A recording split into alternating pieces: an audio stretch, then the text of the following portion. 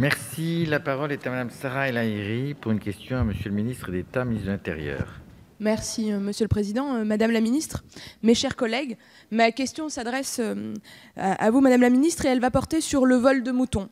Le vol de moutons en Loire-Atlantique en particulier, où les problématiques liées au loup ne sont pas d'actualité. Cependant, ceux-ci ne sont pas dans nos bergeries. Cela n'empêche que nos éleveurs ovins de mon département voient leurs brebis disparaître, retrouvent des carcasses de moutons dans leurs champs. En effet, depuis 2014, de nombreux éleveurs en Loire-Atlantique sont touchés par une recrudescence des vols de moutons. Vols qui accentuent leurs difficultés, les difficultés de cette filière qui est déjà en souffrance. Vols qui conduisent certains d'entre eux à jeter l'éponge et à se reconvertir. Vols qui détournent les jeunes agriculteurs de ce beau monde d'élevage. Ces vols, aux multiples conséquences, Madame la Ministre, pénalisent les éleveurs à nombreux égards. Ceux-ci ne peuvent plus s'assurer, puisque les assurances refusent de les couvrir, sans mise en place de systèmes de surveillance exorbitants. Cet abandon conduit à ce que chaque vol soit une perte sèche pour les éleveurs. Ces vols appauvrissent nos races, les races de moutons, puisque les moutons volés sont souvent le fruit de sélection génétique sur des années, voire des décennies dans certains cas. L'État a failli à protéger ses éleveurs. Ces vols ont lieu en toute impunité, de jour comme de nuit. Le plan loup a été mis en place pour aider, protéger et indemniser les éleveurs victimes de loups à quatre pattes. Madame la Ministre, qu'est-ce que le gouvernement compte faire pour protéger nos éleveurs des dommages causés par les loups à deux pattes que nous avons en Loire-Atlantique? Dommages qui ne sont pas moins importants. Quelles actions pour que nos campagnes ne soient plus des zones de non-droit, pour que nos bergeries ne soient plus des exploitations ou des zones de libre-service, ou que l'on peut impunément se servir?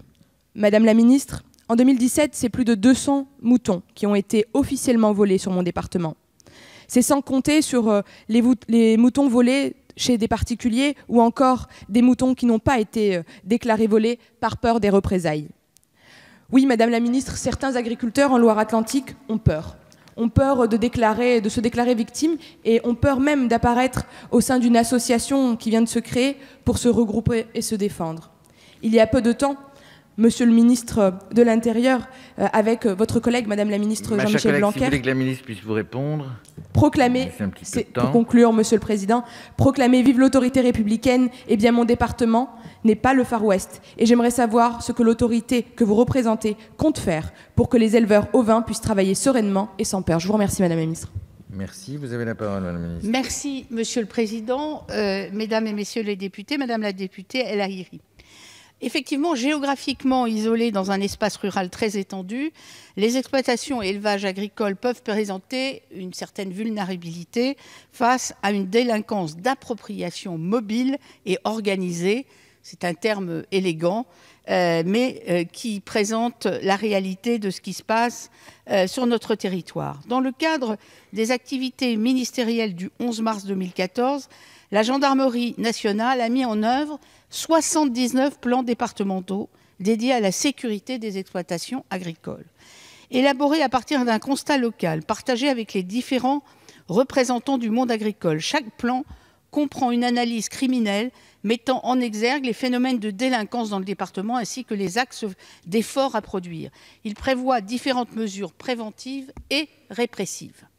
En premier lieu, ce plan permet un renforcement des échanges entre les forces de sécurité et le monde agricole.